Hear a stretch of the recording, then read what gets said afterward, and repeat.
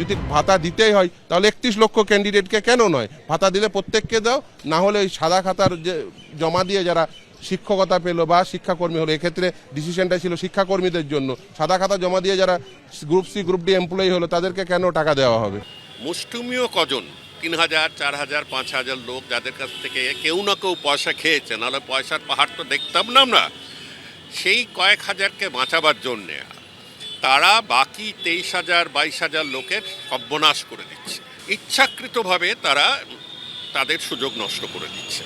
যারা সদ্য সুপ্রিম কোর্টের রায় চাকরি হারা, তাদের সংসার যাতে চলে সেই কারণে মানবিক দিক থেকে একটা অন্তর্বর্তীকালীন রিলিফ দিচ্ছিলেন, সেটা আটকাতেও কারা কোর্টে গেল, কারা কোর্টে গেছে, এদের দেখুন, এদের চিহ্নিত করুন। রাজ্য সরকার আবার থাপ্পড় খেলেন হাইকোর্টে। যারা যোগ্যতার সঙ্গে চাকরি পায়নি, তৃণমূল কংগ্রেসের নেতাদের টাকা দিয়ে যারা চাকরি পেয়েছিল তারাও বাড়ি বসে ভাতা পাবে, আর আমরা সারাদিন রাস্তায় ঘুরবো, চাকরি করব, ব্যবসা করব, সরকারকে ট্যাক্স দেব, আমাদের সেই পয়সায় বাংলার মাননীয় নাম কিনবেন। উনি 11 সাল থেকেই এই ধরনের ইলিগেল কাজ করেন, এই প্রথম কোর্ট একটা অঙ্কুশ লাগালো এবং আটকালো।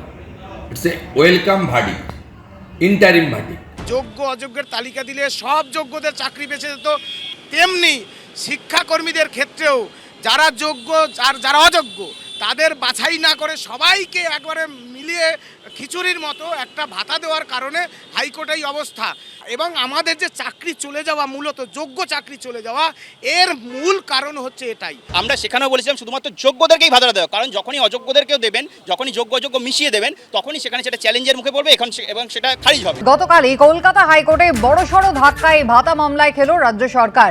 গ্রুপ সি গ্রুপ ডি চাকরিহারা শিক্ষাকর্মীদের জন্য যে ভাতার নির্দেশিকা দেওয়া হয়েছিল, সেই ভাতার নির্দেশিকার উপরে অন্তর্বর্তী স্থগিতাদেশ দিল কলকাতা হাইকোর্ট।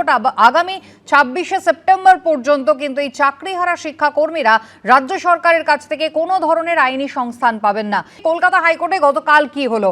ফের রাজ্য সরকারের ধাক্কা চাকরিহারা গ্রুপ সি গ্রুপ ডি কর্মীদের ভাতা মামলায়। মুখ্যমন্ত্রীর ভাতা দেওয়ার সিদ্ধান্তের উপরে অন্তর্বর্তী স্থগিতাদেশ দিলেন বিচারপতি অমৃতা সিনহা। হাইকোর্ট জানিয়েছে 4 সপ্তাহের মধ্যে রাজ্যকে হলফনামা দিতে হবে।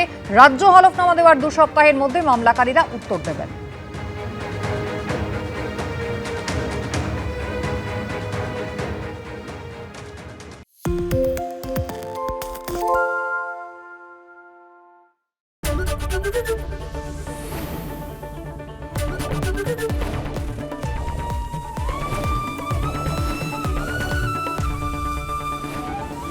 এবিপি আনন্দ, এগিয়ে থাকে, এগিয়ে রাখে।